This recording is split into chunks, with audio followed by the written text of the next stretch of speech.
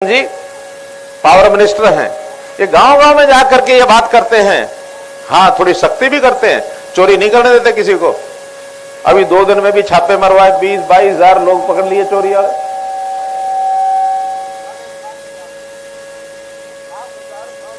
क्या 31,000 छापे मारे इन्होंने। तो हम चाहते हैं कि ठीक काम अगर कोई करेगा उसको पूरी सुविधाएं मिलेंगी। केंद्र सरकार लगी हुई है, हरियाणा सरकार लगी हुई है। 7 साल में आपने पुराने आदमियों ने अनुभव किया होगा कि पहले जो सरकारें होती थी, लूट खसूट की सरकारें, दबंगई की सरकारें, भ्रष्टाचार की सरकारें, नौकरी के लिए भी अपने पिताजी को, बाबू को कहते थे, बाबू 1 किला बेच, पैसे दे, नौकरी खरीदूंगा।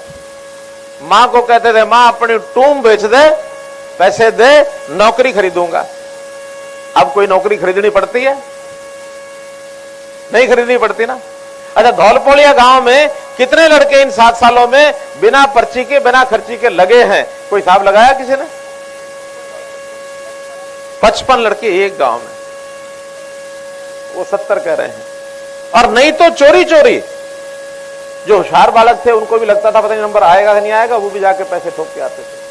अभी जो पुराने पुराने कर्मचारी है ना, मैं कई बार उनसे बंद कमरे में पूछ लेता हूं। मैंने कहा, भाई थारे में से कौन कौन पैसे देके लगा था? हंस पड़ते हैं सारे। दमखम से नहीं कहते कि हम बिना पैसे के लगे थे, क्योंकि दलाल घूमते थे। हमने आने के बाद ये धौल कपड़िए, सॉरी, ये गांव का नाम क्या है? धौलपाड़िया। धौल कपड़िया तो नहीं है ना? धौल कपड़िए जो धौले कपड़े पहन के राजनीतिक नेताओं के आगे पीछे घूमते थे, दलाली करते थे, उनके सबके खुट्टी पर टंगवा दिए। कोई अब दलाली नहीं मांगेगा आके। हर किसी को सेवाएं घर बैठे मिलती हैं।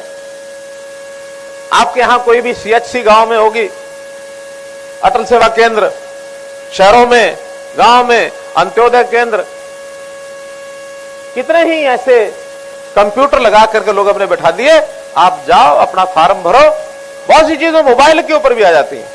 मोबाइल में आपने अपनी ऐप के ऊपर, जो पढ़े लिखे नौजवान हैं, कोई भी जरूरत होती है सेवा की, वो दे देते हैं। 580 सेवाएं ऐसी हैं जो ऑनलाइन हमें कर दी है। और अब तो 1 नवंबर से जितनी सेवाएं हैं जो सरकार से लाभ आपको लेना है, वो उस मोबाइल के पोर्टल पर मिलेगा। एक शर्त है कि आपको अपना फैमिली आईडी बनाना पड़ेगा। हमने हरियाणा के 65 लाख परिवारों की फैमिली आईडी बना दी है। आपने किस किस ने फैमिली आईडी बनवा ली अपनी? सबकी फैमिली आईडी बन गई है। हर एक परिवार का सारा हिसाब तो हमारे पास है। अब कभी आपको जाना पड़ेगा सरकारी दफ्तर में हर काम के लिए अपना जाति प्रमाण पत्र नहीं देना। एक बार उसमें लिखा गया है, आपका फैमिली आईडी लिख देंगे, अपने आप उसमें पता लग जाएगा ये इसकी जाति या जाति प्रमाण पत्र ये हो गया। उसका जन्म यानी प्रमाण पत्र, जन्म की जो तिथि होती है, उसका प्रमाण पत्र अब देने की जरूरत नहीं पड़ेगी, क्योंकि एक बार रिकॉर्ड होगा तो हमेशा हमेशा आखिर जो एक बार व्यक्ति का जन्म, आदमी का किसी का भी जन्म तिथि लिखी गई तो उसकी तो वही रहनी है सारी उम्र, बदलनी थोड़ी है। नहीं तो हर काम के लिए जन्म तिथि प्रमाण पत्र लाओ, जाति प्रमाण पत्र लाओ। हाँ, आय प्रमाण पत्र, इनकम, ये हर बार अलग अलग होगी और इसको अपने आप आकर के हम आंकलन करेंगे। सरकारी अधिकारी आएंगे, प्राइवेट लोगों के जिम्मे भी लगाया है, पड़ोसी भी आके पूछेगा कि भाई तेरी कितनी आमदन है, दर्ज कर दे। और जो लोग 1 लाख रुपए नीचे के साल के आमदन के हैं, उन परिवारों की आय बढ़ाने के लिए हम क्या कर सकते हैं, हर एक डिपार्टमेंट हमारा सोचेगा। आपको रोजगार क्या कराना है, आपको कोई दुकान करानी है, आपको कोई नौकरी करानी है, आपको कोई स्किलिंग के माध्यम से कोई हुनर सिखा के, कोई आपका ऐसा हुनर जिसके कारण से आप अपने आप अपना काम कर सकते हैं, आपको बैंक से लोन लेके देना है, आपकी दुकान बनवानी है, जो जिसके पास जितनी समझ है उसके हिसाब से उसका काम कराएंगे, ताकि हर परिवार 1,80,000 साल की आमदन के ऊपर आ जाए। इस काम में हम लग गए हैं, इस काम में लग गए हैं। तो मित्रों, काम बहुत कर रहे हैं, गिनाने लगे तो शाम हो जाएगी। लेकिन मेरा ये कहना है, पहली बात मैंने बताई कि वोट सरकार में शामिल होने के लिए डालना है, और दूसरी बात इसलिए बताई कि अगर आप गोविंद कांडा को भारतीय जनता पार्टी कमल के निशान पर जिता देते हैं तो हमारे जो 7 साल के काम हैं, जिसके बारे में आप कह रहे हैं कि अच्छे हैं, उसके ऊपर भी मोहर लग जाएगी। गोविंद कांडा विधायक बनेंगे, हमारे कामों पर मोहर लगेगी, हम भी सीना चौड़ा करके हर जगह कहेंगे कि हाँ, एलनाबाद के लोगों ने हमारे काम पर मोहर लगा दी है।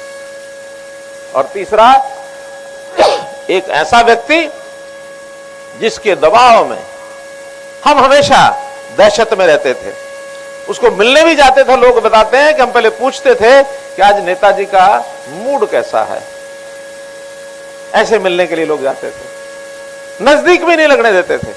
और हमारा कैंडिडेट गोविंद बीबा, सेवावृत्ति, भगवान से डरने वाला, हमेशा पूजा पाठ करके और तब हर काम के लिए बाहर निकलता है।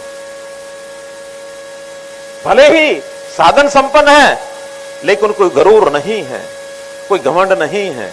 और एक तरफ इतना घमंड है कि आदमी को आदमी नहीं समझता, वो आदमी ऐसे आदमी के साथ मुकाबला है।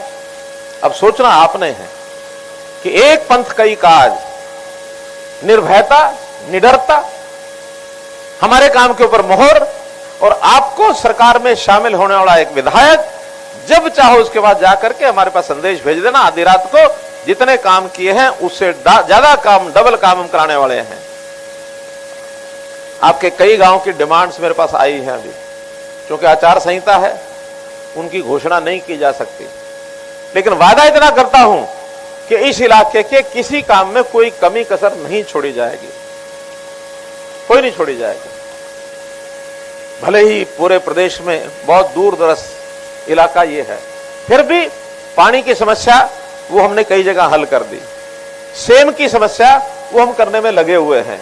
इस इलाके में रेतीला इलाका आज तो फिर भी ठीक है, नहीं तो आज से 30 साल पहले जब मैं इस इलाके में आया करता था, एक बड़ी मजाक की बात, आत्माराम के घर में गया, आज भी मैंने पूछा वो बात ठीक है कि गलत है, बताओ। कहने लगा ठीक है। हमको इस इलाके की भाषा आती नहीं थी, तो मैं आत्माराम के घर पहुंच गया। इनके पिताजी बाहर मिले, ये भी छोटा ही बालक था उस समय मेरे सामने, तो अंदर ले गया घर में।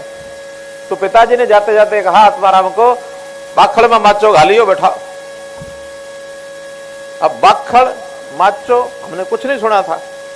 थोड़ी देर में इन्होंने मुझे बैठा दिया, चाय लेके आ गए, बिस्कुट लेके आ गए, चाय पी, और मुझे भी आखिर जाना था। 15-20 मिनट बाद मैंने कहा अच्छा भी मैं चलता हूं, कि ठीक है जी। अब मन में उत्सुकता थी, मैंने कहा भी कुछ बाखड़ माचो को अच्छी चीज खिलाते होंगे, कुछ ना कुछ करते होंगे। वो मैंने कहा बाखड़ कहां रह गया और माचो कहां रह गया? कहले जी हमारा आंगन ही ये तो बाखड़ है, जिस पर बैठे हुए माचो है। क्यों हाथ मारा? हाँ यही था ना? क्यों आत्माराम? आत्माराम हंसराज, हाँ हंसराज, यही था ना? यही बात थी। चलो शाबाश। तो इसलिए निमला की ये घटना है, काशी का वास, निमला, धौलपालिया, ये सारे गांव मेरे उस समय के देखे हुए। खैर बात लंबी ना करते हुए मैं आपसे निवेदन करता हूं कि आप सब लोग, खास करके थोड़ा जो गरीब समाज के लोग हैं, उनको किसी प्रकार का भय नहीं खाना है, निडर होकर के इस इलाके में रहना है। और कोई आपको कभी भी कुछ कह जाए, संदेश भेज देना, 3 साल की गारंटी तो मेरी है। और आगे आप चाहोगे तो फिर आएंगे, ये आपके हाथ में है। आखिर जनता जनार्दन चुनाव के अंदर उसी के हाथ में सब होता है। लोकतंत्र में जिसको अच्छा लगे वही अपना चुनो, अच्छा न लगे उसको दूर कर दो। निर्णय आपने करना है, अपील हमने करनी है। मैं पुनः अपील करता हूं कि हमारे गोविंद कांडा जो हमारे प्रत्याशी हैं भारतीय जनता पार्टी के, कमल के निशान के ऊपर, जजपा और भाजपा दोनों मिलकर के गठबंधन के नाते, वैसे तो तीसरी पार्टी भी सपोर्ट कर रही है, हलोपा, हलोपा भी एक पार्टी है। गोपाल कांडा हलोपा से हैं, ये जजपा से हैं। घर घर में अलग अलग विचार हो सकते हैं, लेकिन फिर भी मिलके और सामंजस्य से, तालमेल से चलेंगे। यही बात आपसे कहनी है। आप सुबह से बैठे हैं, मैं आपसे माफी भी मांगता हूं, क्योंकि समय आपको सुबह 10 बजे 10:30 बजे दे दिया गया था, लेकिन बाद में कार्यक्रम में थोड़ा बदल हो गया। मेरे कुछ कार्यक्रम बीच में एलनाबाद